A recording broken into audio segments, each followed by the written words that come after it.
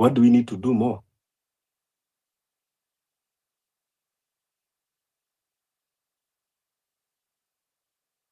Welcome, my co-host. Give us your opening remarks as you continue sharing the speaker, and let's continue inviting others to join. Yes, thank you for the chance, Fabich. Thank you for everyone who has turned up right now to start the discussion about the state of this nation, because as I always tell you, we are the opposition. We are the opposition because the opposition that is constitutionally mandated to do its role has been absorbed in the government. And they sing with the government, and they also assist the government in performing the impunities, something that has never been seen in the history of this nation. So, as we have just said, that we must just rise against this tyrant, William Ruto, who has just shown you that he's not a good man by the kind of people he relates to. They always say, like, tell me your friends, and I'll tell you who you are. If you see, the friends of William Ruto are people like Museveni, people like Kagame. Most of them are just tyrants and dictators. Then it shows you the kind of leader you have. The leader that came to power and oiled with the pretense of being a Christian. He was singing all gospel music everywhere. But it barely took 2 years. He has decided to prove his real color, his real nature. He has broken the shell too early than most of us believed. So we just have to rise against this regime. We can't sleep, because if we sleep, they enjoy. If they see us not holding these spaces, speaking negatively about them, they're at peace. They invite their friends, they enjoy, they abduct without care. So Kenyans, we have a responsibility, and this is the opposition. So if you are in the opposition, you must just be ready. You must just be ready to work, because the people you elected and presented there to represent you in the opposition are no longer singing your tunes. So we are on our own. So it's a battle that has just started, but we as Kenyans, most of young people, we can't allow such kind of things to happen in our presence, because if we allow them or entertain them, it is us that will be affected so much. It is the abductions that not affect the elderly. The intimidations that don't affect the elderly. It's only affecting mostly, and it's so weird that this time around is touching very, very young people, very young, bright people, young, optimistic people, young people even who wanted to go and pursue their dreams in the countries that are overseas. They are now missing. No one want to tell us wherever they are. The government said that they do not know the person who abducted. The police also say they are not aware. So you can just see the kind of country we are living in. So we must just rise up. We don't have any option. So I'll leave it by there, and encourage other people to ask for the mic, because we want to inject it so much, because also from the space we can also appreciate that a lot has been done. They've always had us ranting here and executed some of the things we always want to be done. So we appreciate each and every effort that people put here, the energy we put here, the hour time that we spend here. So I don't know, Fabich, who was the next speaker. As we go in that way, also I have a long presentation which I'm still preparing that I'll present. Thank you. So I don't know who was the next speaker. Tony, are you ready?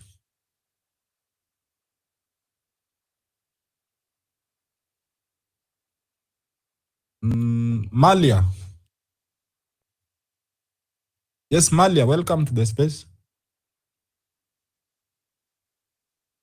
Thank you. Thank you. Thank you. Thank you. Fabish, thank you for the space, and General China. I greet you all, comrades, and my fellow patriots. Happy New Year. Not so happy New Year. Unfortunately, today we have received news of one of the people who went to the CBD on one of the days when there was some maandamano, and he was missing. Unfortunately, his remains have been found in the Thika level 5. Also have a bit of good news. One of us, who's called Evansi, has been released, but I think he's still shaken. He has not and is probably still undergoing some medical checkup, so he has not been able to speak and tell people more about his situation. Now, you see, Kenyans, let me tell you, we are dealing with a criminal. I think this is one thing that most Kenyans have not realized. We are dealing with not just a hardened criminal, somebody who is used to killing and getting away with it, killing, getting away with it, stealing, getting away with it. You know, such a person, because they are used to impunity, they have grown up in impunity. You can say during my time, this is the guy who was doing the dirty work of clashes and all those kinds of things. So this is someone who has grown up with anarchy, with impunity, without any respect to the rule of law, and even wanted to promulgate our 2010 constitution. This guy did not want that. He wanted that old constitution, which it was just at the behest of whoever is there. So whoever is there can decide how to manipulate it.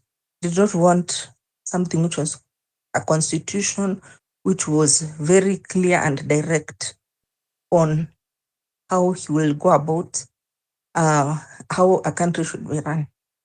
So I think where we'll have watershed moment is the moment when we realize we're dealing with a career criminal, a person who has been a criminal since when he left university. You know, he has even been able to escape from International Criminal Court in Hague. So this is someone who's used to impunity. So when I think about our strategies, can we think about it like that? No, when you're dealing with somebody, a normal person who has some kind of respect to the law, or somebody who reveres the law, somehow anaogopa sheria, someone you can take to a court, that's someone you can take to a police station, and you can come to some kind of, but somebody who knows that this thing is just a document which is there. But me, I can do what I want. I can even go as far as being taken to a Wazungu court, and nothing will happen to me. And you see, we as Kenyans, we have a problem. When we see one of our own is undergoing a problem, even if he is rightfully undergoing that problem, like what we had with ICC cases, those people, they were rightfully undergoing problem. But you see the problem in Kenya, we are so patriotic that even if the devil himself was a Kenyan, if we see like he's being persecuted by somebody who is outside, we'll rally behind him. And that's how now we rallied behind the Ruruto duo until they went there. And of course, things fell apart. Nothing, the case, and in fact, the main culprit there was this guy, because Uhuru, his part, it was more of reaction, and they were more of reaction. But him, he had kind of planned this thing the way he had been planning before in those other election years, 92, 97. So he's become a pro at this thing, because ameanzia kutoka utotoni, kutoka akitoka campus tu hivi 21 there. Yes, tangu all that way, he has been operating like that. So we as Kenyans, we need to sit down and we think, how can we go about dealing with a career criminal and somebody who is capable, and not just capable, but he has proven that he will go to every length to silence anyone who is a threat to his quest for power. That's the evidence is there. 14 witnesses? We know they're all murdered, and it cannot just be a coincidence that these people, they were the witnesses against him, and then they just mysteriously disappeared or were found murdered. It's not a coincidence.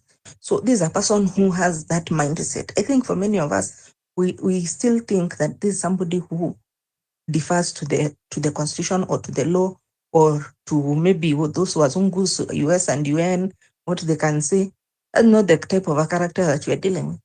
Now, as we are here now, is incorporating fellow criminals into dealing with dissent. We have heard of this Mungiki guy, Nanjenga. Nanjenga now, he has gone full blown. He is even extorting now with the blind eye of the police are turning blind eye. If you go to them and you tell them my Nanjenga started that Mungiki stuff of extorting money from citizens, the way they used to do back then, that if you're having a wedding, you need to give what amount of money to those guys. If you are a vehicle which is playing a certain route, you need to give them something. So this guy, let me tell you, is working with criminals. Some criminals, in fact, I've had a story of a criminal who is on death row, who was involved in Wilkemani case.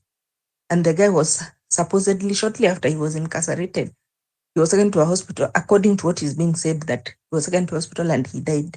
But he was a very strong person, so alikonjekea wapi na akakufa wapi. Those are the kind of people now. That particularly is a Maasai guy called Leliman, and there's another one, a Kale guy, I can't remember his name. And ndo uangalie kwa your case ya Wilkemani, the people who are locked up about that murder case. So those are the people is what.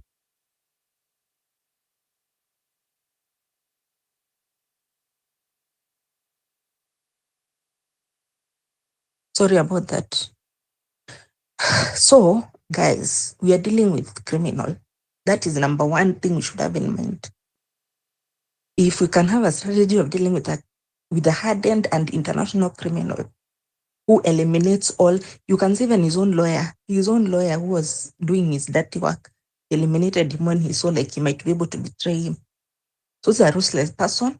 He's someone who wants to work, not even who is willing, he's even going to look for those criminal elements who are ex-army or ex-police who are in jail for criminal charges, yeah, in death row and wherever. So that's the person that we're dealing with. We need to have a paradigm shift to deal with such a person. You cannot go to a gunfight with a stick. In fact, this is even not even a gunfight. This is like somebody who is carrying a bomb. Then you're going to him with a stick. You cannot. So we need to regroup and re-strategize how to deal with this person, because he's using criminals now. That's where it has gone. And you know, somebody, I can imagine somebody is on death.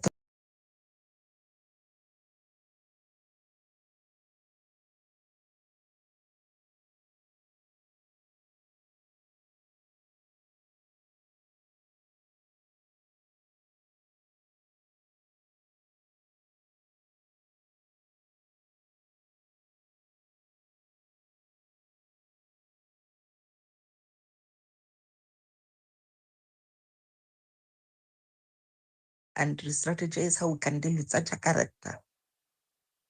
Alafu ameingiza watu box. Because he knows politicians, they are greedy. So, like now, Raila had already talked about this, but akamuita huko kwake Kilgoris with another president that, you know, this guy has come here, I'm campaigning for you to get AUC.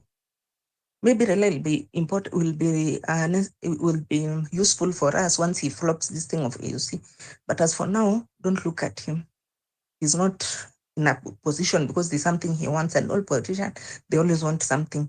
And that's why he's been able to put each and every, anyone who has some following, kina Joho, kina huyu Laikipia, if it's just sees like you have some following, anakuingiza box, anakuweka kwa CS nini, there he knows he has finished you in terms of talking. You can no longer start criticizing him.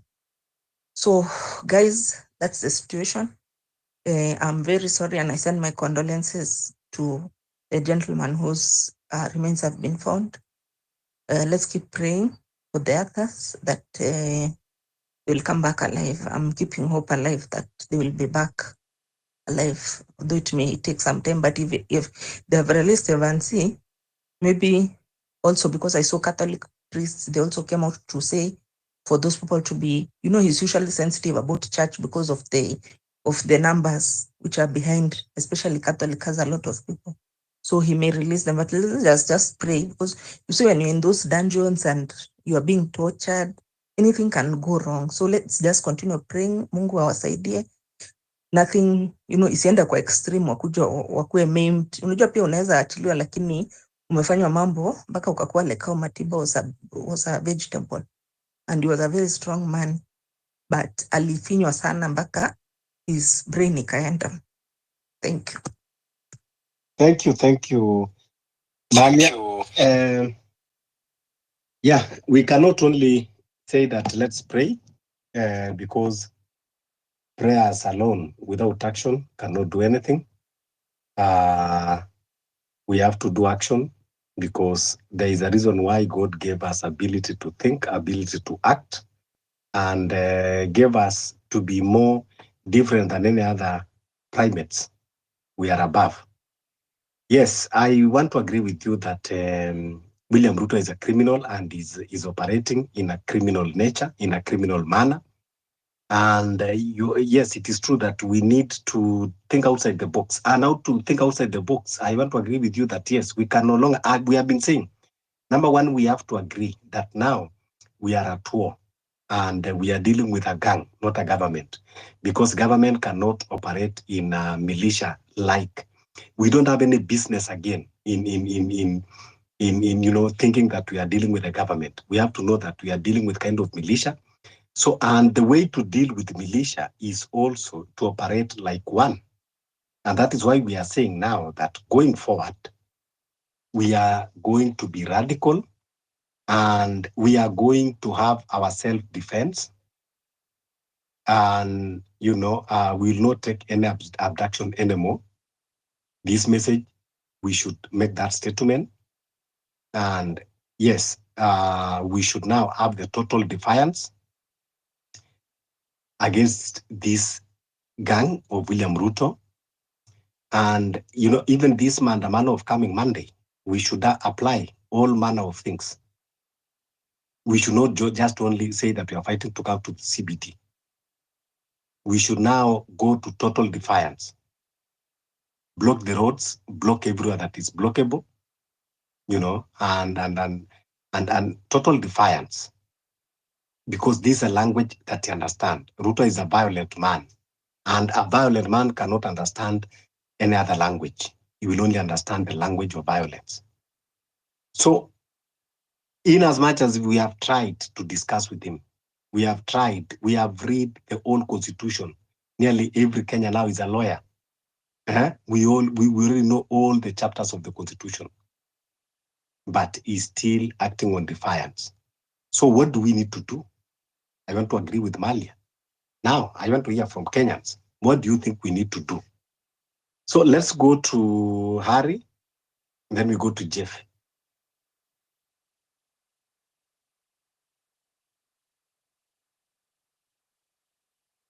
Harry.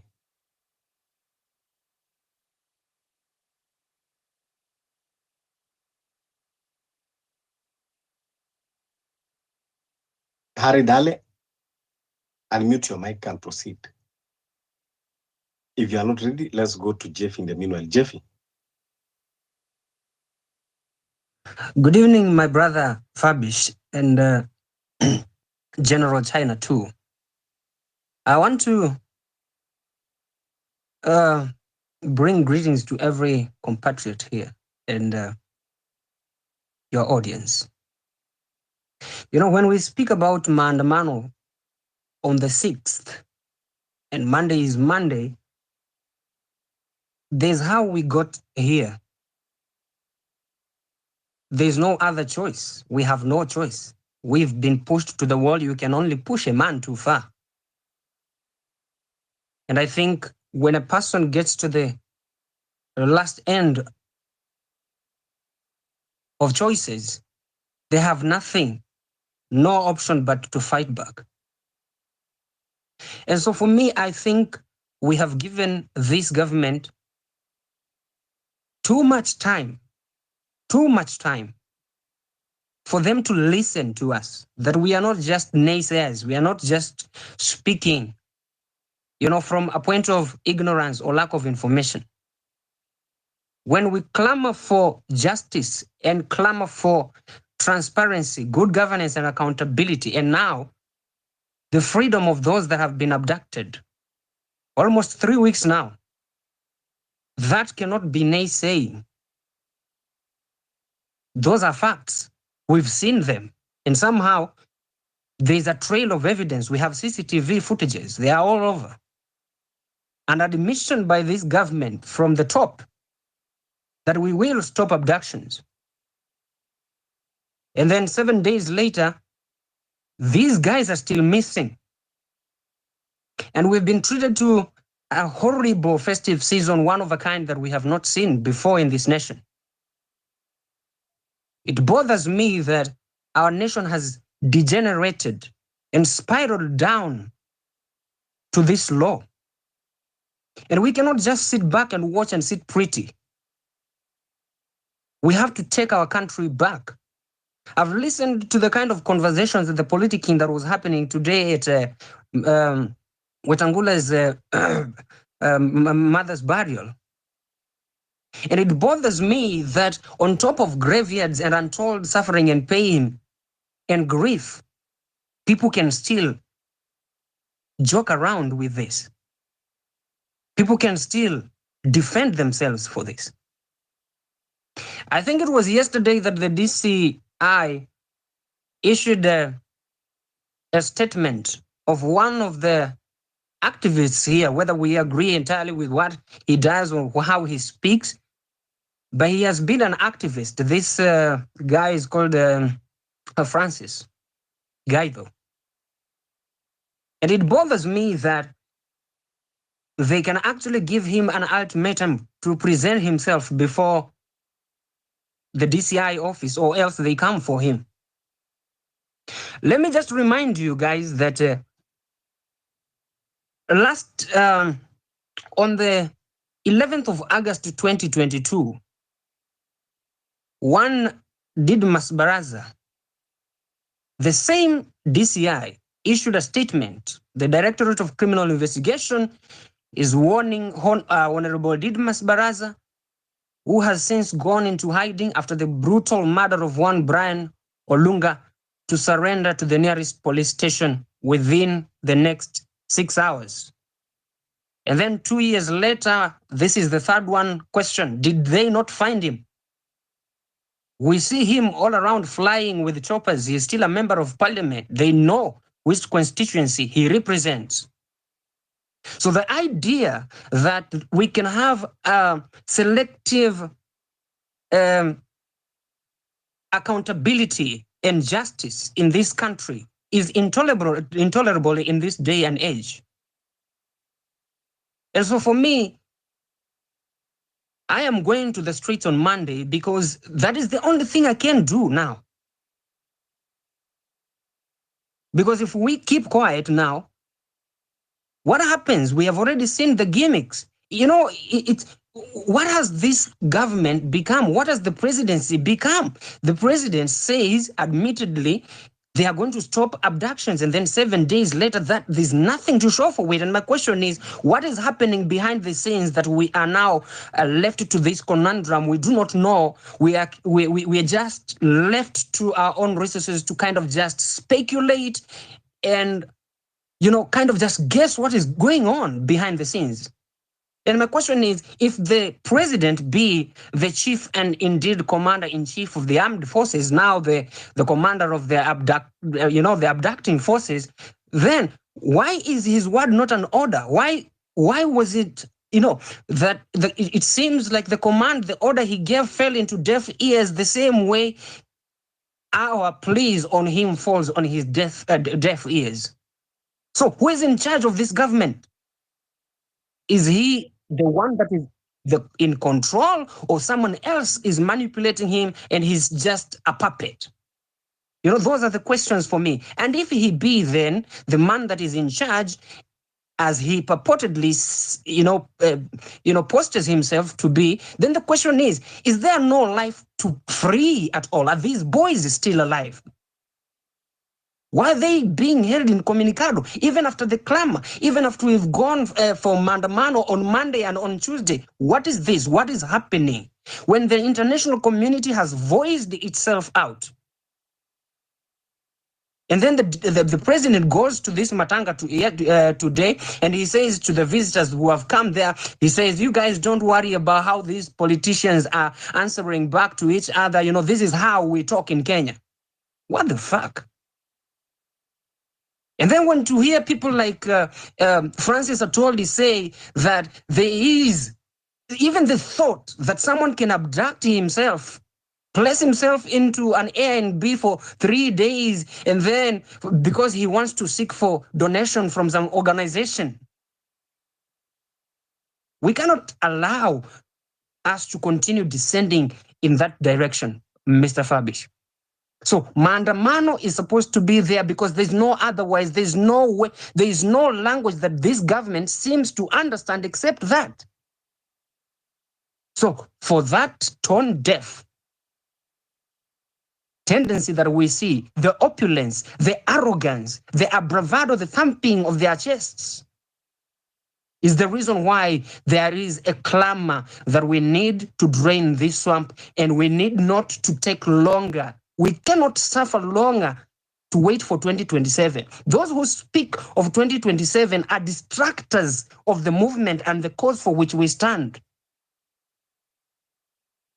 So thank you, Fabish. We will continue to have these conversations. Thank you so much. Thank you so much, Jeffy. Yes. The kind of how he's gaslighting us, the kind of arrogance, the stamping, Ruto must be stopped. Let's hear from in Mudo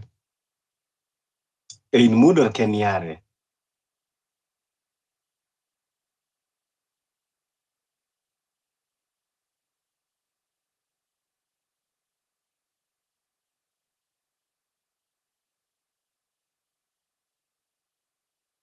Fabish, can I Okay, interrupt yeah, kidogo? you can chip in, Mali, as we wait for. So the guy was found missing, anaitwa Ibrahim Hilal Mweti. So he went missing on 11th November, and he was found at Thika level 5 mortuary. So I believe that day there was some maandamano which was going on. So the way Akina Atwoli and the guys who were at the funeral, the way they were talking, you know, it just reminded me of the case of Ouko. Remember when Ouko died, the kind of stories that were being peddled is that he killed himself, he burnt himself, he poured acid on himself, he shot himself, you know. So this guy, it's like anataka kuturudisha back to that life of you are being gaslit. Yani unakumbuka hiyo story ya huko, it's like you are being gaslit. Yani you are told the guy cut his leg, you are told because the postmortem ilionyesha he was burnt with acid, he burnt himself with acid, he shot himself, he cut off his leg, and they went to an extent of even calling Scotland Yard to come and investigate the case. To now gaslight us even more. They are going to get Scotland Yard, which is like FBI, or Kujapa. At the end of the day, nothing even came out of that Scotland Yard. So these are the kind of tactics this guy is using. The same tactics. And it's so sad because Ntukama Atwoli is an elderly person who remembers that time of Ouko. Who can he be now the person who is being used as a mouthpiece to gaslight Kenyans, that this guy took himself to a BNB and committed a Swiss? How? And then after he committed, so we are going back. That is the fact which is there. We are going back, but Kenyans are really on their toes. I remember there is a guy was about to be abducted in Kasarani. Until the people who are abducting him, they put handcuffs on both of his hands. Na watu wakakuja wakasurround hiyo gari because it didn't even have a number plate. It was a Mercedes. And they asked the people who are in that car, where are you taking him and who are you? And there's a lady there who kept on telling him, ingia kwa gari, ingia kwa gari. Then he was like, me says, ingia kwa gari, I don't know who you are. And people were becoming more and more and they surrounded the car on all sides. So these guys, they realized that things may get out of hand and hata wanaweza chomewa hiyo gari or hata hao wapigwa mob justice. So they just left him and they went. So Kenyans also are becoming more proactive, and I can see many people who are in the sphere of security, like Jane Mugo, ule the spy lady. Hata yeye I'm seeing she's really highlighting a lot and she's giving people security tips. Ukiona this thing, do like this, make sure that at least mtu asibebwe. If you are around there, make sure that ukianza kuona tu hiyo story ya kubebwa, make sure asibebwe. And for sure, those people, they fear a crowd. The moment when they see it's a big crowd which is coming, they cannot, because hawajui, these people may beat them with mob justice, they may burn their car. So if also become proactive on the scene of abduction, when you see there's some commotion, they usually try to shield it so that people don't notice. But as soon as Kenyans notice, now they've become proactive. So wanafunika the gari from all sides. And they're like, can you produce some identification to show who you are? No. If you're not producing the identification, then who are you? And where are you picking this person? No, we're not going to allow. Now wanatoka wanaenda. So we're also not very helpless when it comes to at the point of abduction. Of course, now we are thinking about the people who are already in custody. How we can bring them out, because the more also they're staying in, it's also not safe for them, because from the other people who've come out, like Angela 3, they've been saying, okay.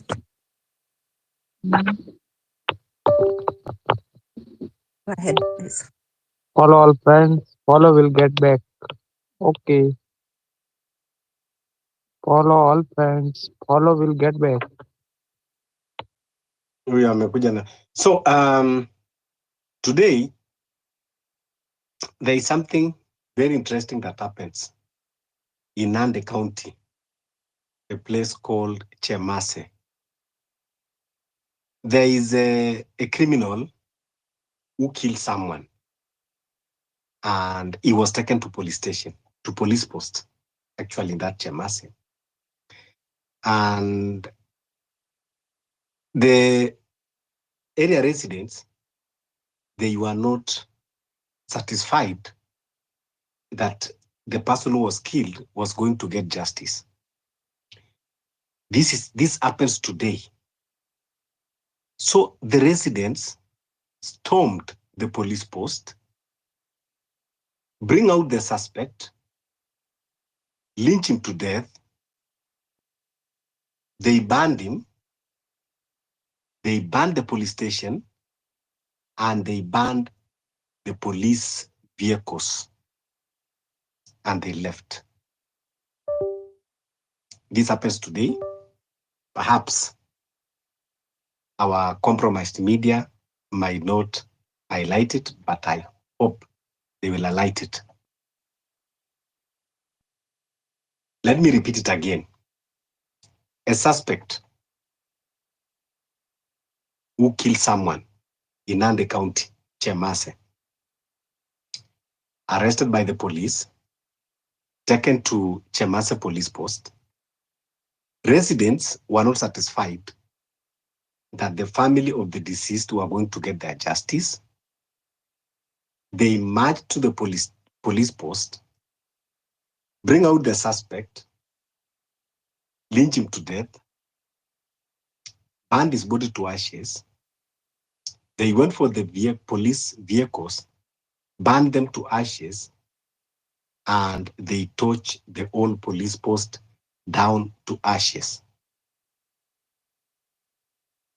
That is a spirit of defiance. It is quiet there in Nandi, and you cannot hear it anywhere. That is a spirit of defiance. If we continue clapping for abductors, if we continue just making noise for them, if we continue always talking about them, giving them more of our airtime, they will never learn a lesson. It is high time, like Malia said, when you see that vehicle, either from today, tomorrow, coming that Monday, They want to abduct somebody, surround that vehicle, and don't allow that vehicle to leave. Ask those people to identify themselves. As you are asking them to identify themselves, someone would have rushed and take petrol, take anything flammable. As they're hesitating to identify themselves, make sure that that car, that vehicle become ashes there. That is a statement, that is a spirit of defiance that we are talking. We don't have any business. We don't have any business in respecting a government that does not respect Constitution. How many times will we keep saying? So when these people operate outside the Constitution, we operate outside the Constitution. And William Ruto is the one that is using his hand to take this country into anarchy. And if indeed it is his wishes before he go to prison, then who are we? We will grant him those wishes. Who are we to deny him? He is the one that is taking this country to anarchy. Because you cannot continue oppressing and pushing people. What I had today,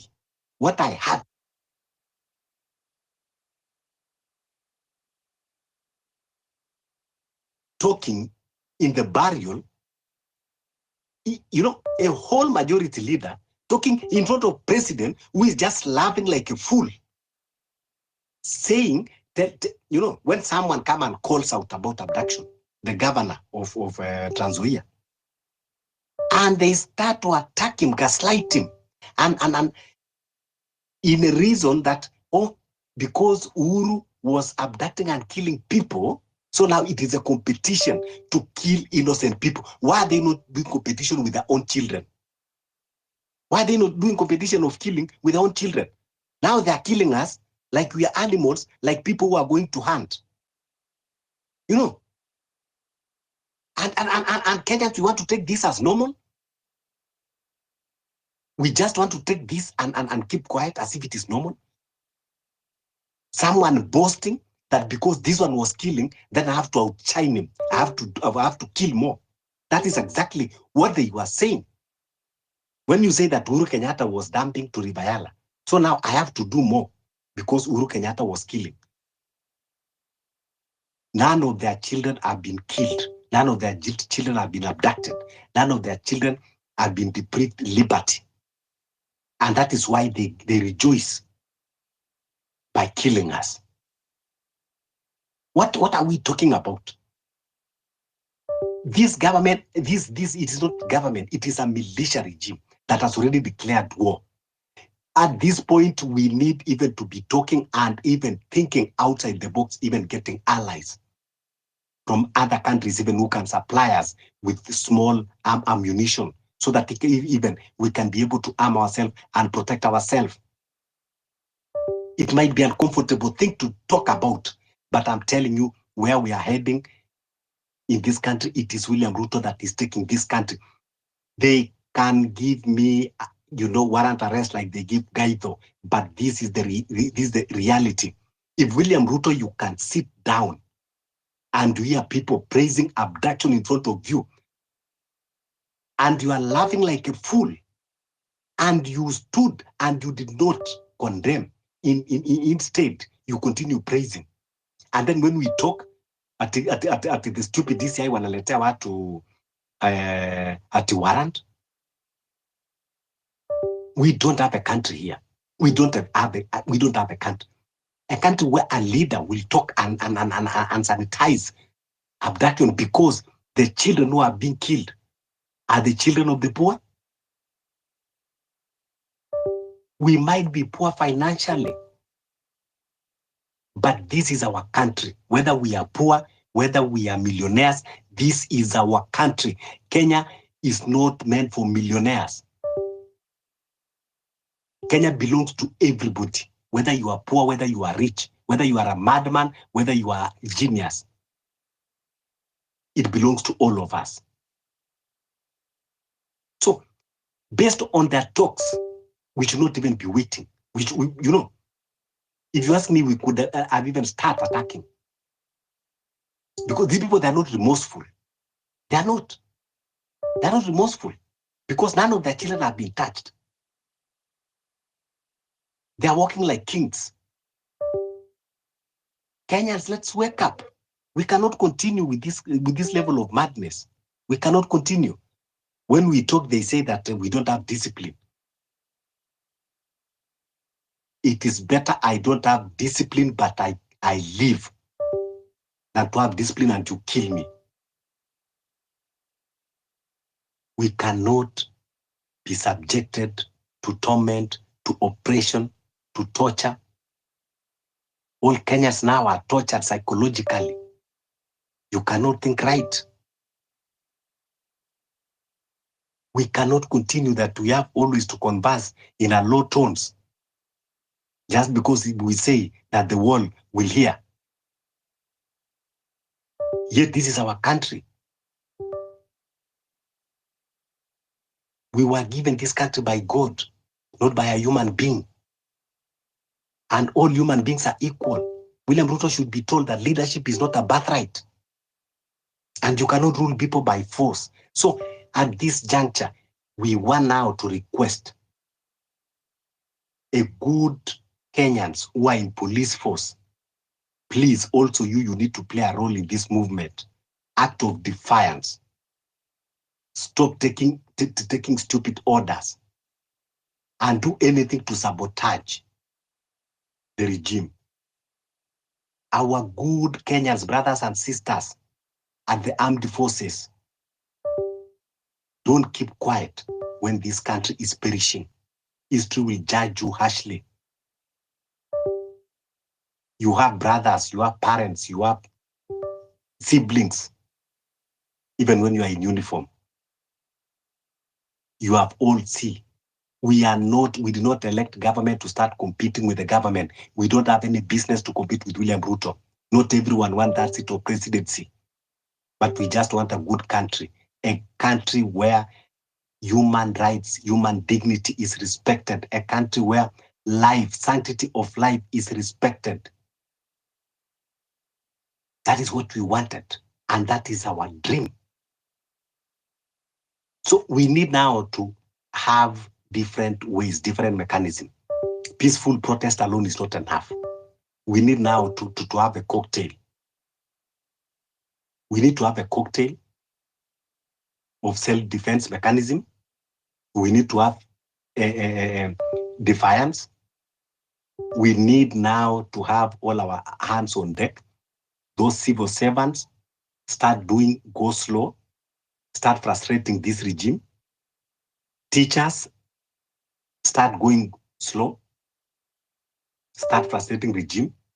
Parents, where it has reached, we might even decide that we are going to withdraw first our children.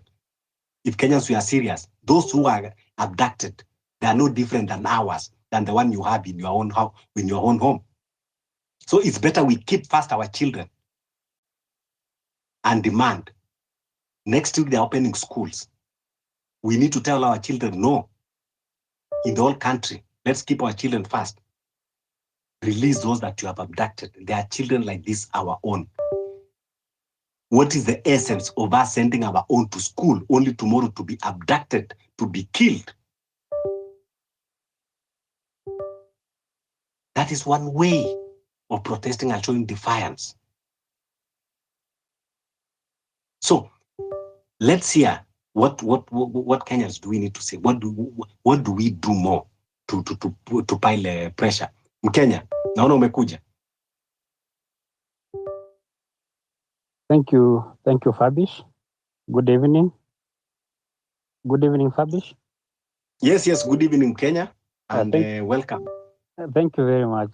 Though nothing good about the evening. Yeah, I'm shocked. In fact, I'm shocked.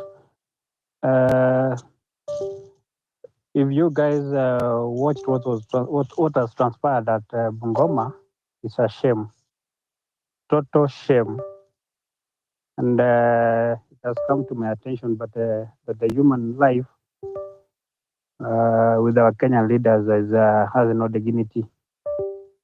If you start to be sincere,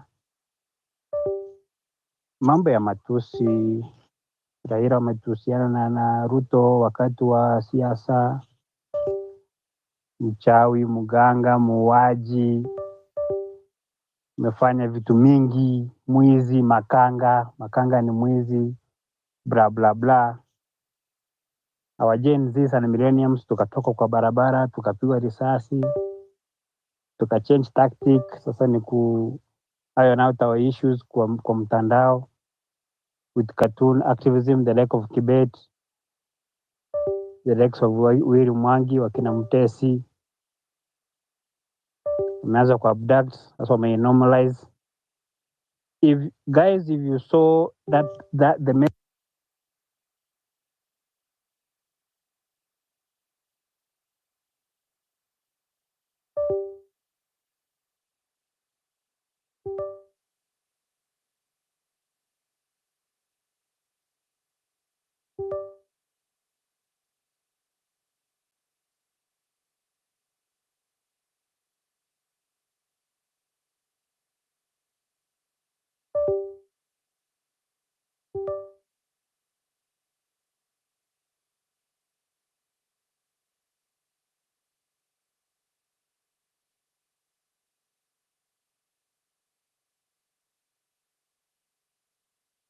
platform, I'm sure you guys, these fools, I'm sorry to say so, these our readers who are fools, we do play the key role in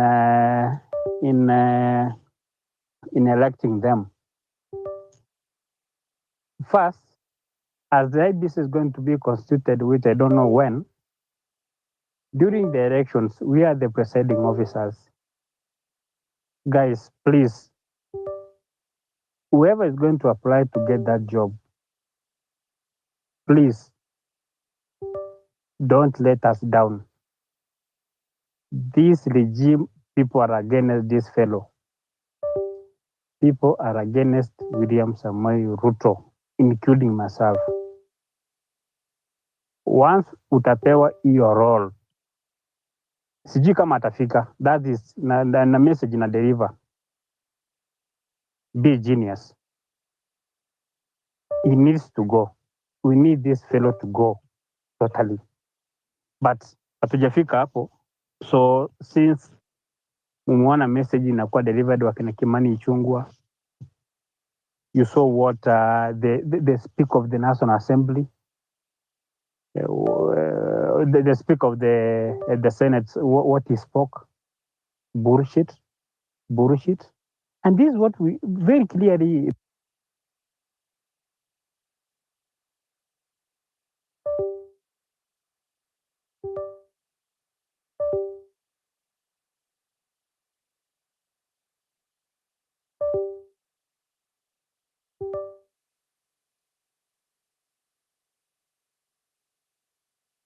Kenya, are you there?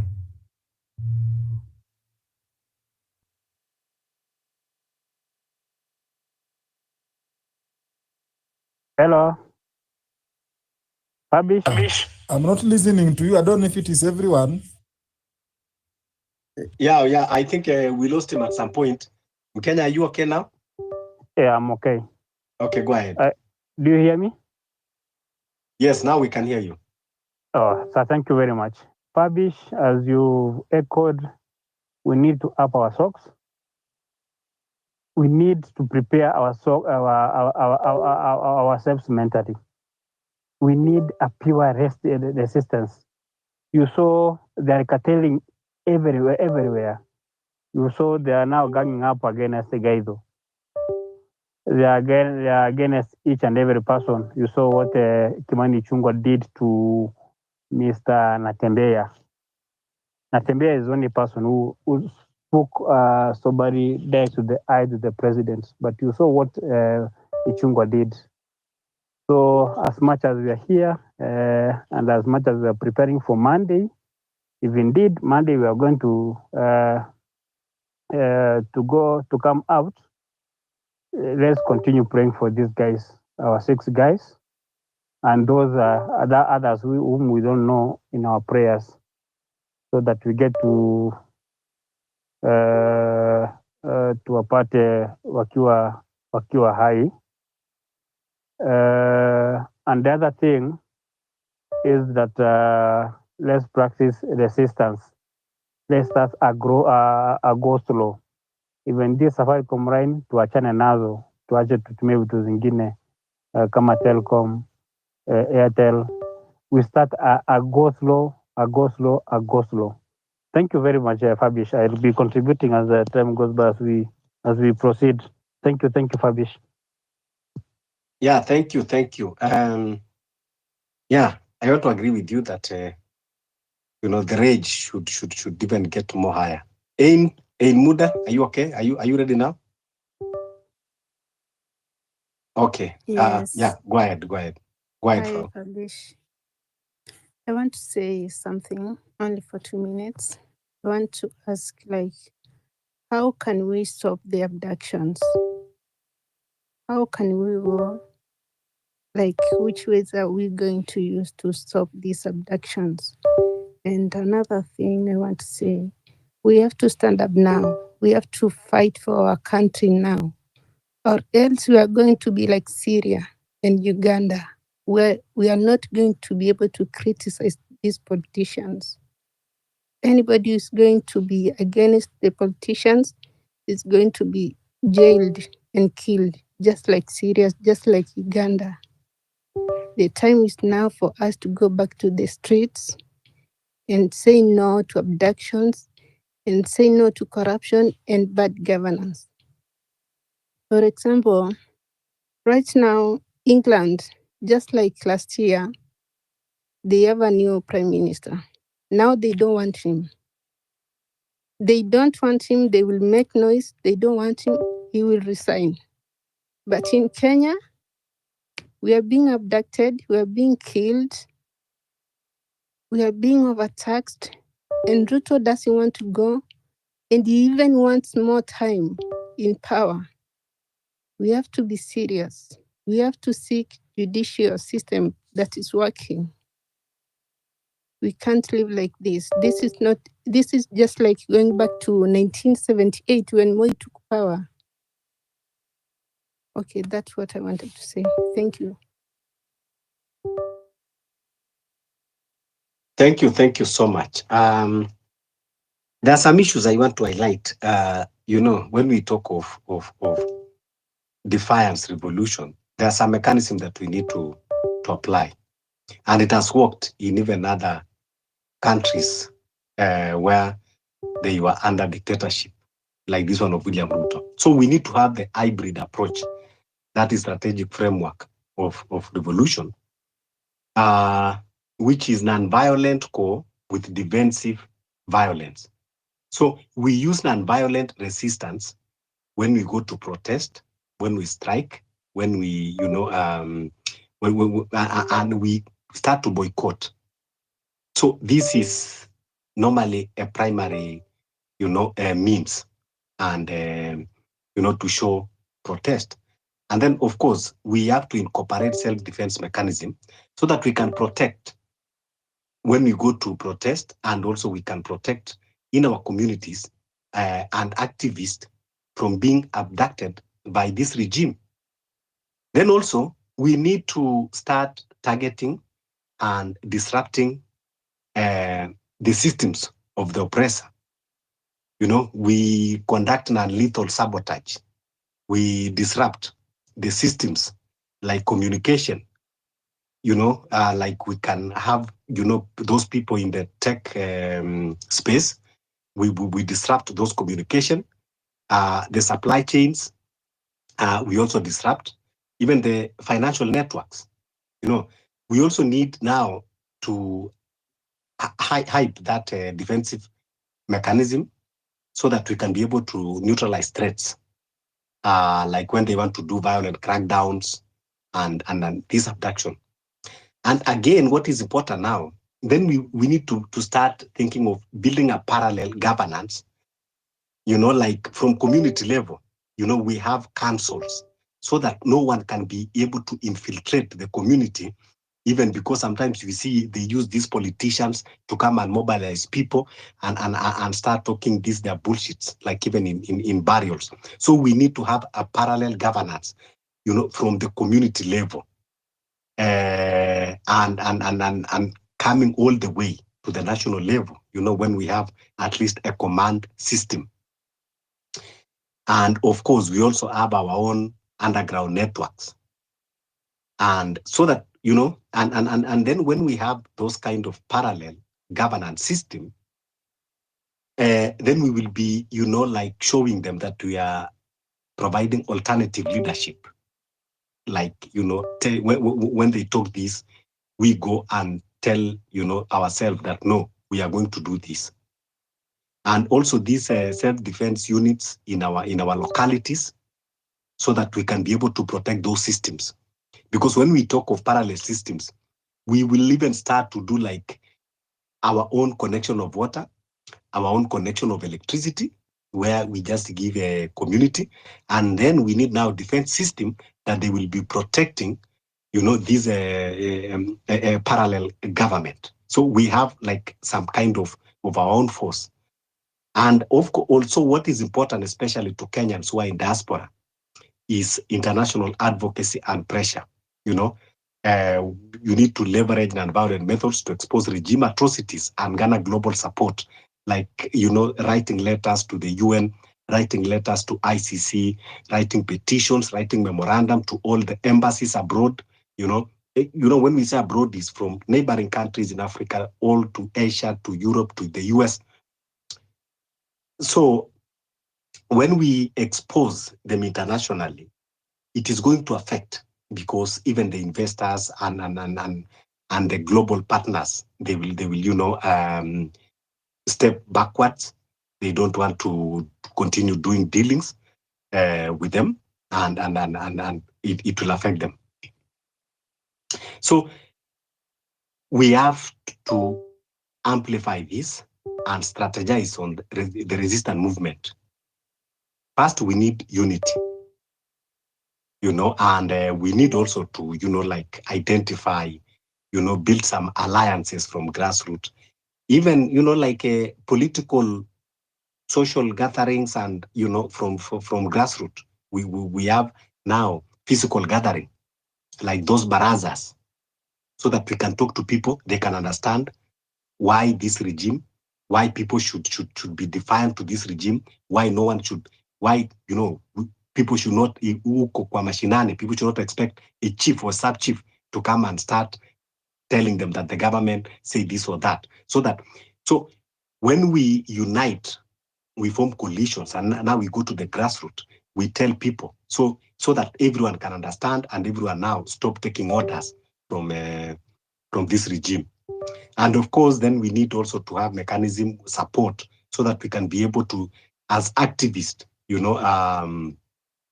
to have a proper training, so that everybody can be able to pass message uniformly, and also so that we can be able to document, so that every activist can be able to document the atrocities, the violence this regime is using. We need to be documenting everywhere, so that no one will go unnoticed.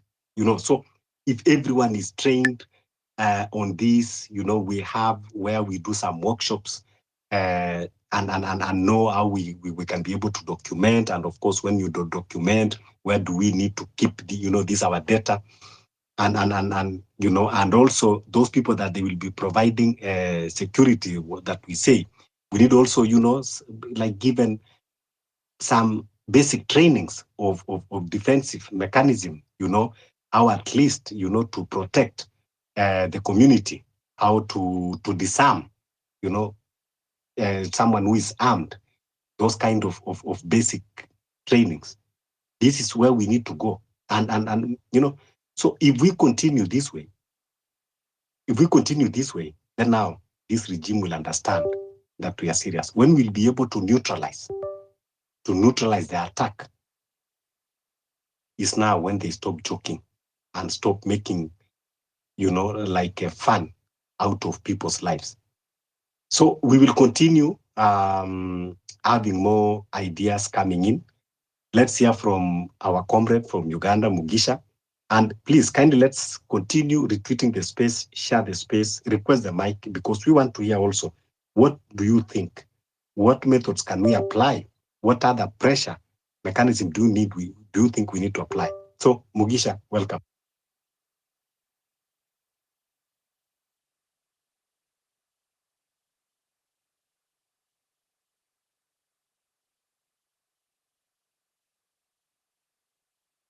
Comrade Mugisha? Yes, my brother. Hello. Yes.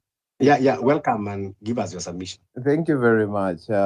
First of all, I want to say thank you for the opportunity and all my brothers who are here, especially from Uganda and all over East Africa and Kenya. For me, whenever I come here, I tend to submit on the view of what I know better, that we are all lying in the common problem. For a preamble, I will tell you, any country where you have seen Mr. Museveni, it has been in chaos. Take a study case of Somalia, take a study case of Congo, take all the study case. Whenever you see that guy involved in your politics, just know it is mayhem. He has good connection with Kagame, but how many times have you seen him in Rwanda and interfering in issues of Rwanda, within Rwanda? A few times, because they know very well their games and why and how they are doing it. Because Kagame started from Uganda, was trained from the Ugandan army, he was sent to Sandhurst in UK to study army by Mr. Museveni himself. But how many times have you seen him interfering in Rwandan affairs? So this brings me to a point. Why is it that right now, the previous governments, how much have you seen Mr. Museveni inside of Kenya? The kind of autonomy he is enjoying in Kenya right now, have you ever seen it any time before? This brings me to a point that we have a common enemy and we have a common problem. It is a close border problem. And as Fab said, we need to work hand in hand. Bwana, my friends from Kenya, I believe it is high time. Yesterday I was discussing with my Ugandan counterparts, and I told them, as we move forward, we have to extend hands. You may not be in Kenya, but your voices matter. And I painted a picture. Look at a picture whereby we have created a trans-East African space talking about this major problem that we are facing, because abductions and killings you have seen have been happening in Tanzania, and it is also attributed to the same guy sitting in Kampala. And you can never sit a Congo and tell him that this guy is good. So he has become a menace. And for us as Ugandans, I think we have lost touch of him. We need to collaborate in any way possible, whereby we raise our voices from each corner, because this is the big pillar where Mr. Ruto is leaning. Recently, I think yesterday, I saw Mr. Museveni being, announced as a Ruo chief, a Ruo leader. And I was, what the fuck is going on? It's high time Kenyans wake up and say, this guy is not Kenyan and he can't be a leader of such a clan in Kenya. Whether you're a Luo, whether you're not a Luo. This is a kind of impunity that these people have started to expand. And if we don't rise up to our consciousness, we are going to lose it. Recently, even today, I was passing through and I saw a stupid, maybe the a CS or a minister or whatever in the Ruto government, claiming that their opponent, former DP, is the one orchestrating the killings and the abductions, to blame it on the government. If you know he's the one, why don't you go and arrest him? You know his address. Why start speaking in the ways of shielding yourself, using nonsensical statements? I believe all this shows that these people are not shameful and they are not remorseful. And what do you do to a creature that is not remorseful. As I came on space right now, I saw that one of the activists, his body has been found in a mortuary. I don't know how true that is. These guys are not remorseful. And Kenya is riding on the way, going the Ugandan way. If Kenyans don't rise to the consciousness of their mindset, if Kenyans don't rise up to the cause of their ancestry blood that is really a fighter's blood, we've all been knowing Kenyans as people who are vigor, and when they stick to the point, they stick to the point until they drive it home.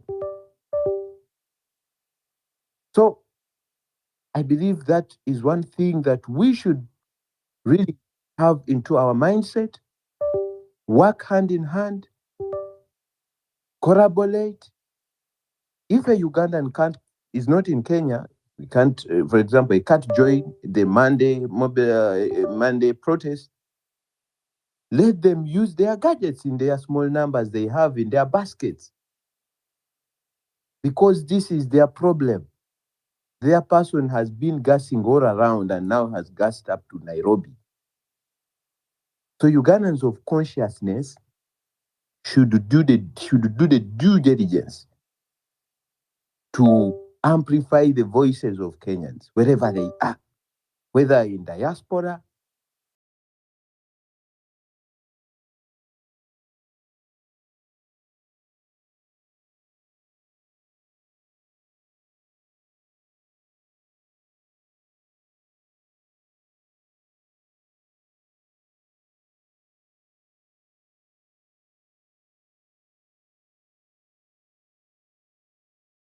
putting the country to go a wall. Congolese come in and say, you see, Museveni is taking East Africa a wall, and then the Tanzanians also come in. This could be big time, and it could send shakewaves. We shouldn't leave this thing for only Kenyans. We shouldn't leave this thing for only Kenyans who are on ground at home, because this is a regional problem. This is a Kenyan problem, East Africa, Uganda, Kenya, Tanzania. If we don't deal with it at an earlier stage, East Africans will never have a safe haven where to seek freedom and peace.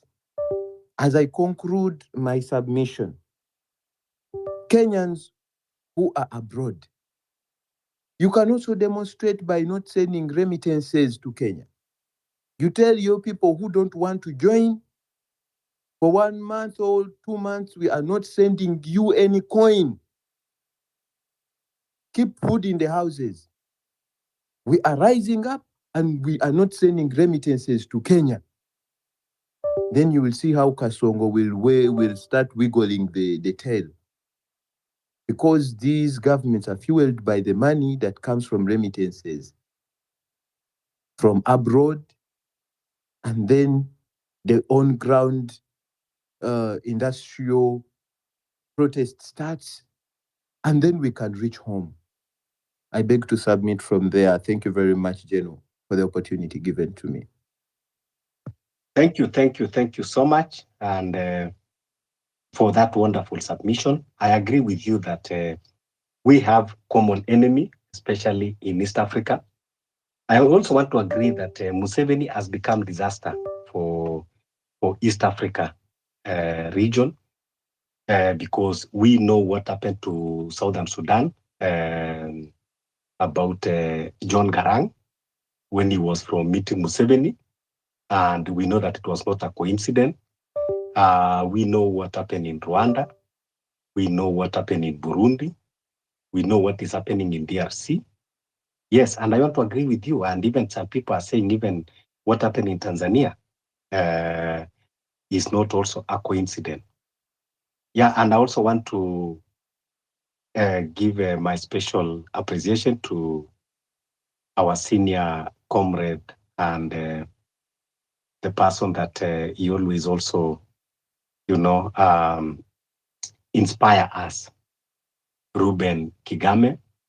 We saw the other day he was in the forefront leading demonstration in Eldoret, and for no reason they tried to abduct him.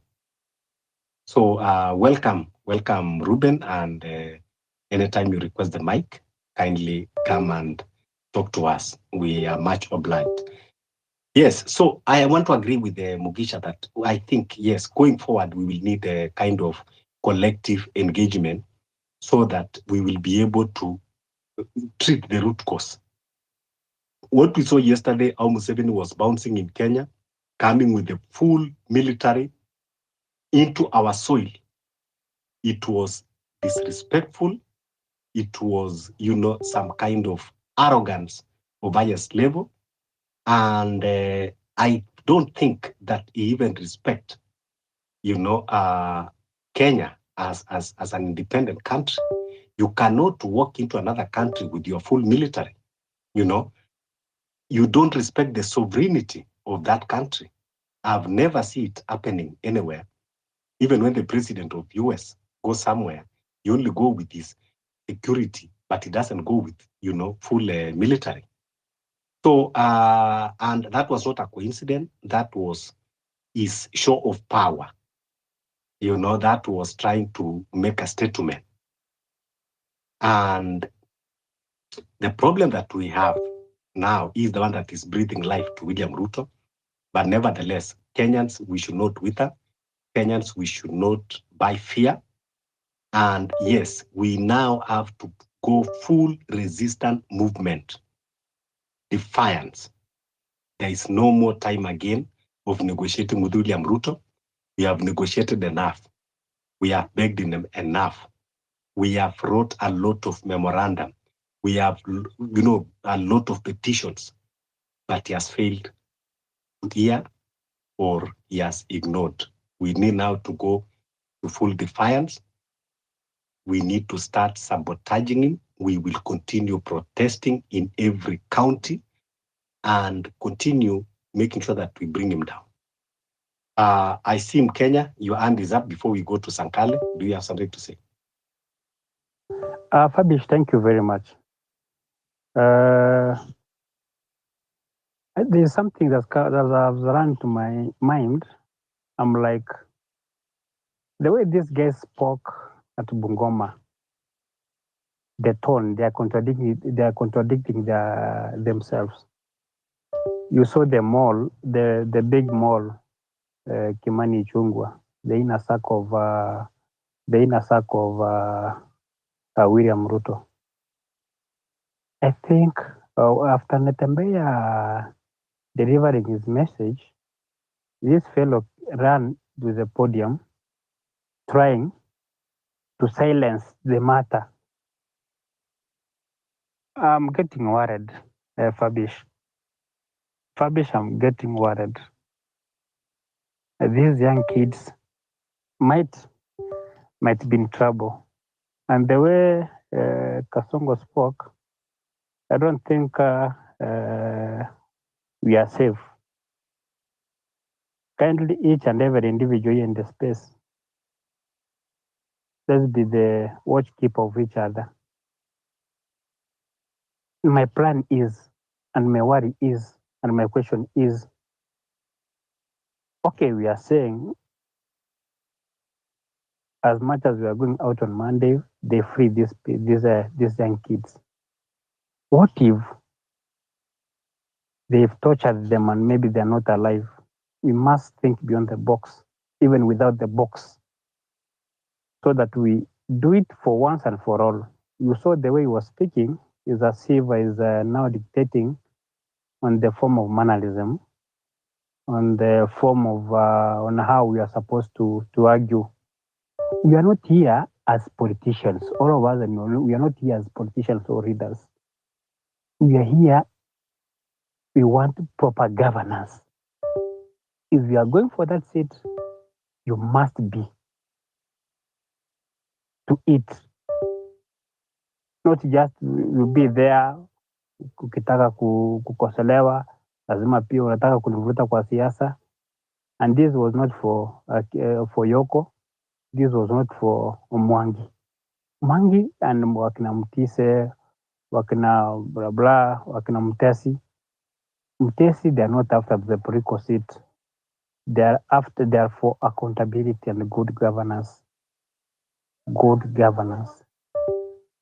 I'm seeing Fabish, as much as we are here in the space, kindly let's pray for these guys, for these comrades, and let's think what we should do. Not just a go slow, not just a go slow, a light go slow. It must be felt. It must be felt. I'm getting worried because as much as I watched the speech of of Ruto, the speech of Amazon Kingi, the speech of the guy Kimani Ichung'wah, there's something wrong somewhere. There's something wrong somewhere. Once Monday imefika tukitokelezea kwa street, we must hit the street hard. Let's tell our brothers, the way Fabish you said earlier on, we have got our brothers here who are the police officers, military officers. Let us engage them in a friendly manner, in a sober way. Ndio tukifika pale kwa ground, mazee ujamaa akuwe cornered kabisa. Sasa, when I saw the parents of Yoko, parents of Tibet, parents of Mwangi, these are vulnerable parents. Watu wako down to earth. Hao ni watoto umeona kama wako na makosa, wachukue koti. Why are you torturing them? Why are you torturing them? We don't know their safety. We don't know their status, if they are alive. I'm getting worried, Fabish. Fabish, I'm getting worried. Thank you, guys. You can continue. Thank you, Mkenya. Yeah, indeed, it's worrying for everybody. And yes, I want to also agree with you that on Monday, we need to make a statement. We need to, when we go to the streets, we need to hold this country at standstill until when all abductees are released alive, healthy, and of sound. We don't need to hear story. We don't need again to be told about vocabularies. We don't need again to be humiliated. We don't need this kind of treatment. That is why I'm saying we need a total defiance. On Monday, we need to do it differently. We need to do it differently. We need to block the roads, all the highways, and we will not get out until all abductees are released. And we make sure that we already see them. That is a language that we'll be talking. But this one that we are going to the street for some few hours with cameras and they start arresting few people and we get out. We don't need this Monday. We don't need to get out of them. We need to protest everywhere, block every road, block every bridge, use trucks, use tanks, use tires, block the roads. And we say we are not going to leave until, because when we block the roads, like we block the Mombasa Highway, we block the Eldoret Highway, we block even in those cities. In Eldoret, you block the other highway. In Nakuru, you block the other highway. In Kisumu, in Kakamega, in Mombasa, you block Nyali Bridge, you block Kibarani Bridge. When we block and now we persist that there is no negotiation, we are not after anything. First, we want to see abductees being released alive and well. That is the only message that we need to amplify on Monday. And I want also to urge our brothers and sisters in diaspora, please kindly continue agitating in those international platforms. Help us continue writing those emails to ICC, because clearly the police, the Kenya police, are the people that they are killing Kenyans, and we cannot entrust the government that is killing us to give us justice. So at this point in time, it is only ICC. The level of atrocity that this government is committing is no different with the one that are being done to Syrian people. This government has turned this country into a jail. into prison. They have put everyone into prison, that the freedom of movement, the freedom of speech is curtailed. We cannot continue being in prison in our own country. So we need now to elevate to international level. So we need to pressure the UK to give us even the intelligence to come and do investigation or about the abductors, because clearly the DCI has shown us that it cannot do investigation about who is abducting people. The NPS, the same. So at this time, we now need international bodies to come and help us investigate who are these monsters that are abducting people. Are they aliens? We need to know. Maybe Kenyans don't have capacity to investigate the aliens. Where are they from? Are they terrorists from another planet? So kindly, Kenyans in diaspora, continue agitation also from Monday. Go to the embassies, those at the Hague or those that you have the email, write. We saw what happened to OCCRP. We full with the letters there, and now you see William Ruto is a winner of the most sitting corrupt president in the whole world. So we need also to amplify this message to ICC, to tell ICC, listen, the injustice that is happening in our country, our judicial system are choked. They cannot give us justice. So we need now to elevate to international level. Continue also pressuring the US, sending letters. We know that I think this month, the new administration of the US is going to take over. And we need them as they are taking over so that they can be able to address and be able to revisit the bilateral, engagement with William Ruto. So we also need the voice of Kenyans in diaspora. It is very, very important. So Generali and Jeff, I see your hands are up, but let us hear from the lady. It's been long at Jeskia. Let's hear from Elida, then I come back to you. Welcome, Elida. Fabi Shabari, thanks. Karibu sana, mzuri. Thanks so much for giving me this opportunity to talk, and thank you for just hosting the platform. And I mean, it's a very sad day for Kenya, and I'm really, niko so much concerned about these boys, because even when I hear the way these people are talking, where are these boys?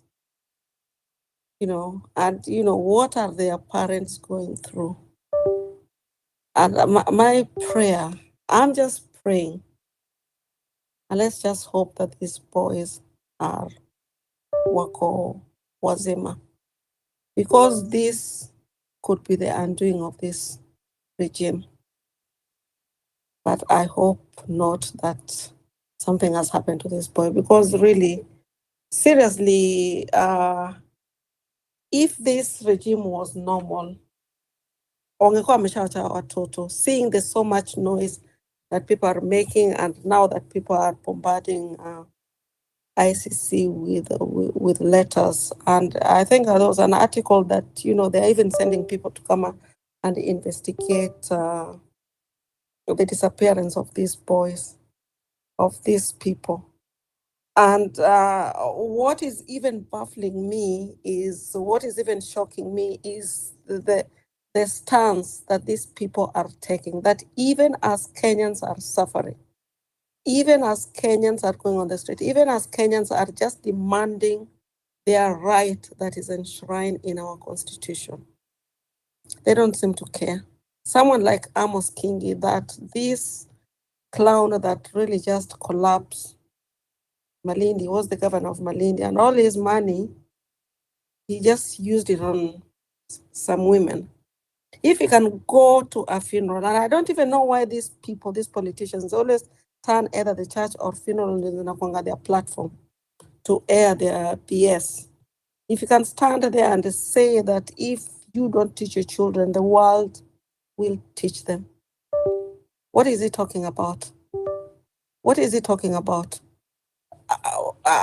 Ruto's son has matatus, and even yesterday I was advocating that, what is wrong with us Kenyans? Why are Kenyans getting into this matatu of Ruto's umtoto wa Ruto?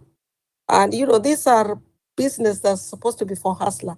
The president's son, they've stolen billions, but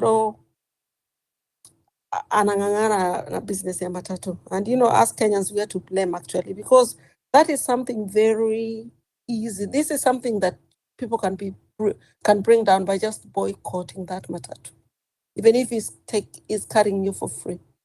In fact, when someone, is it this Ugandan guy who said that, us people in the diaspora, we're the ones who actually are sustaining the economy of Kenya. Otherwise, the economy ingekuwa imesha crash kitambo. And okay, like our families that have to support back there in Kenya. But how about if all Kenyans in the diaspora just say, let everyone suffer? We are not sending money, even for 1 month, 2 months. A regime, it a collapse, because these are people, their money junkies. They're so much used to pesa. We send the money and they don't even care. In fact, I saw even this Mutua, in fact, today was even announcing some more jobs in Qatar. This modern day human slavery. And okay, now the way these people, they've even started to change the narrative. They're changing the narrative. In fact, is it Atuoli who was saying that people are abducting themselves so that they can get money from international organizations? I mean, it is like these people, they are we are just seeking attention, and they are blaming us. These boys are being blamed for letting themselves to be abducted because they were agitating just for a rightful government. So Mimi, even as we'll be going out, on Monday to protest, actually, if I was in Kenya, I'm always someone who always went on the streets. And as I said, even I went on the streets there, I would have gone. But the only thing I can do here is to keep on tweeting. I even wish there was a lawyer who would even write a letter and we share it.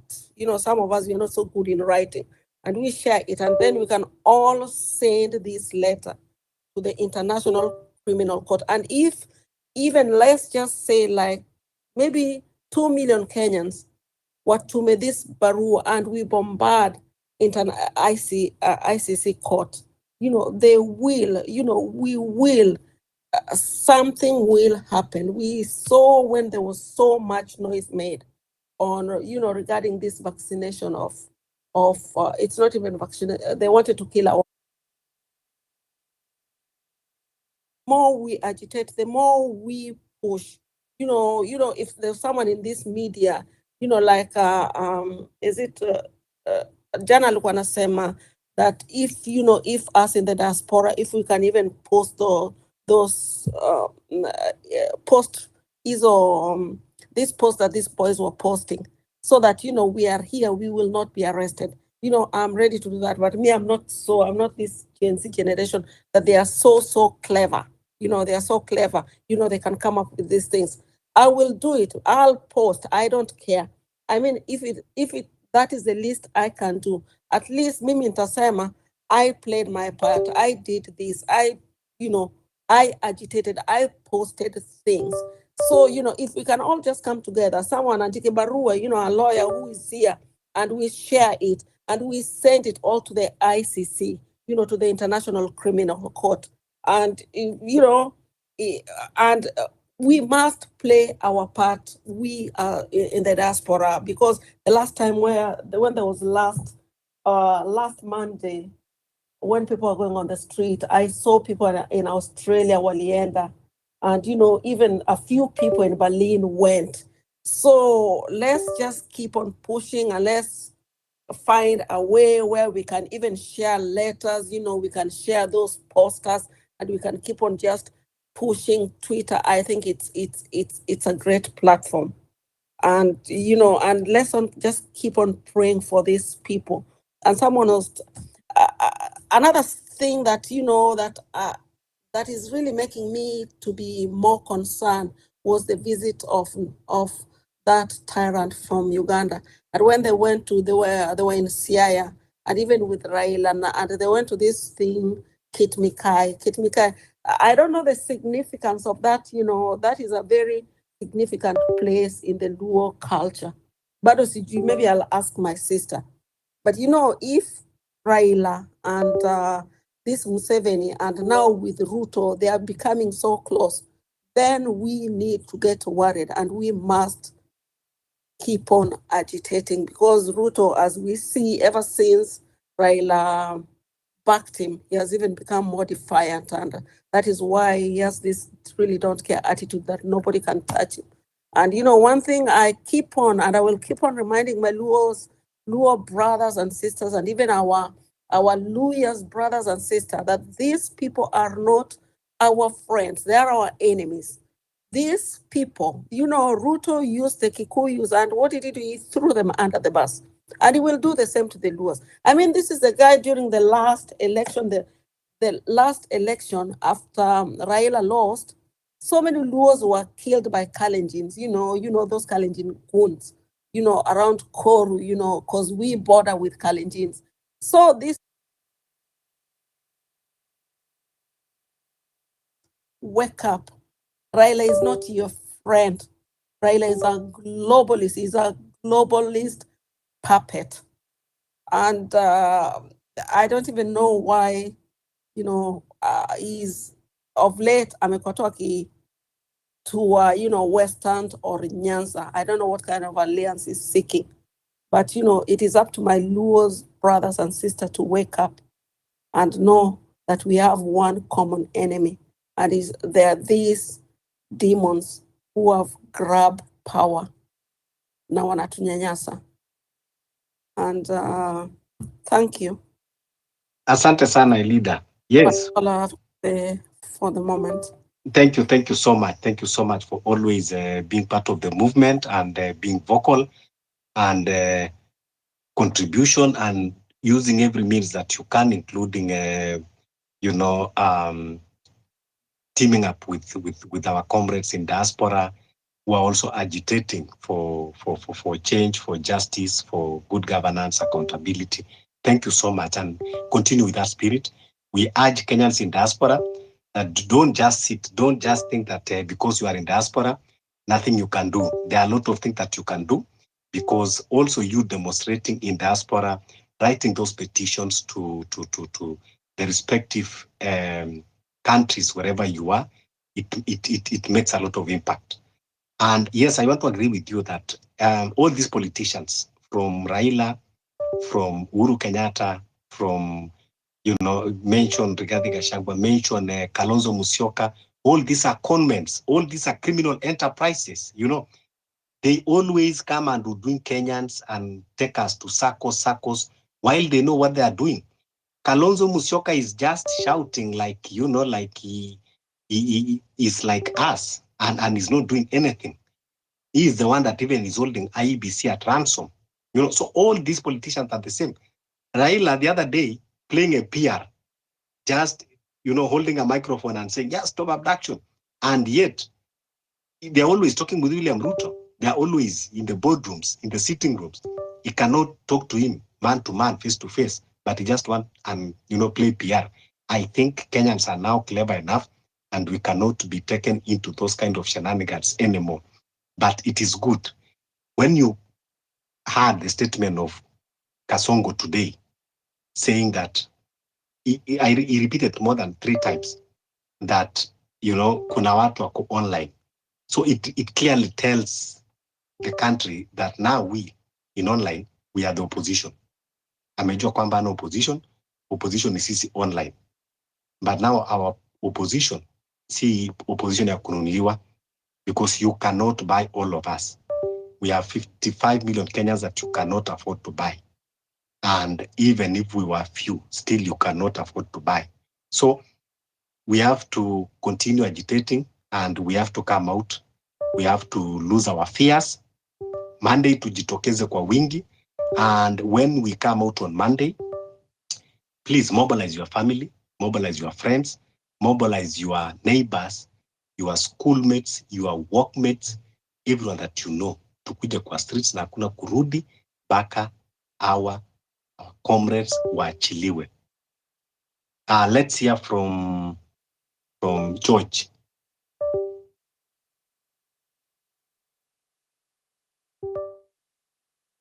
George? Okay, as George is preparing, Jeffy, I see your hand is up. Okay, George, kindly, Jeffy, just hold on. I see George. Okay, go ahead, George.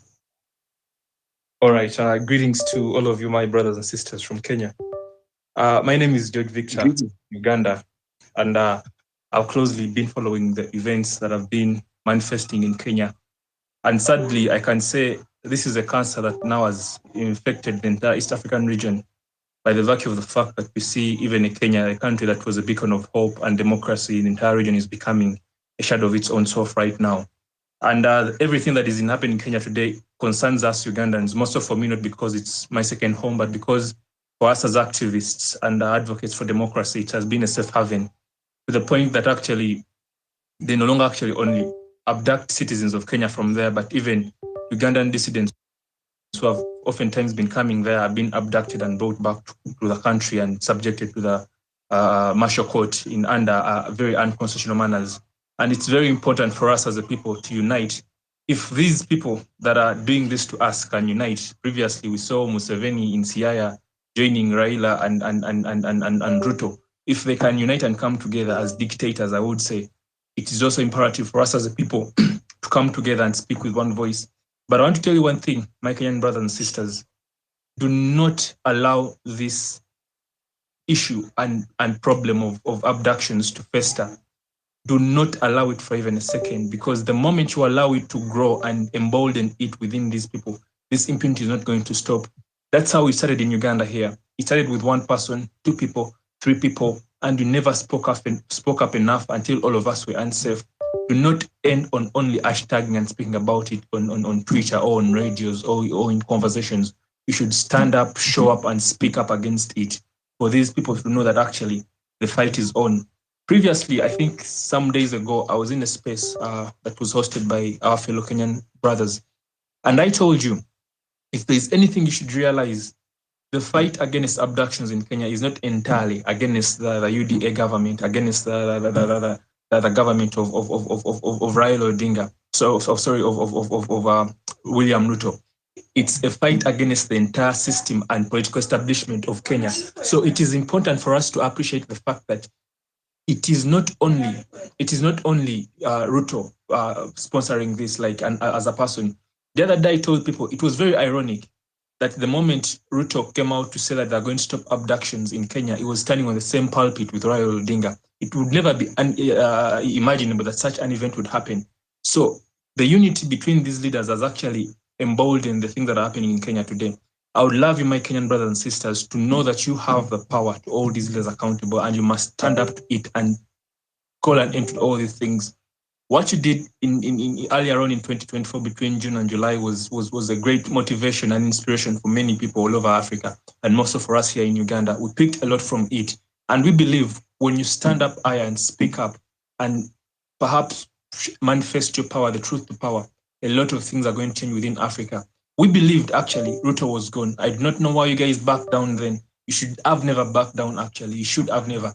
And right now is a time for you to never back down. I've given actually more reason to stand up like it than it was before. I'll end there and I beg to submit. Thank you so much, comrade. Indeed, I like this kind of solidarity. This is what neighborhood meant. This is the spirit of Ubuntu of Africa. You cannot be at rest when your neighbor is not at rest. Thank you so much, comrade. Yes, let's join together. Let's join us together, because we need to fight together.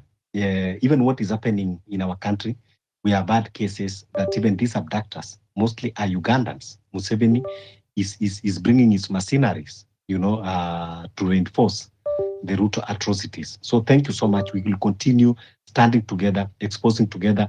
Those Ugandans in diaspora, kindly link up with Kenyans in diaspora, so that when they are doing protest at the embassies, you team up together so that we have formidable team over there in diaspora. So kindly, if you are Ugandan, you are in diaspora, you are in London, you are in Paris, you are in New York, wherever city you are, kindly just make sure that you link up within a Kenyan so that whenever there is, a kind of protest over there, you team up together and you are a formidable team over there. Thank you so much. So, Jeffy, your hand was up, so then we hear from New Horizon.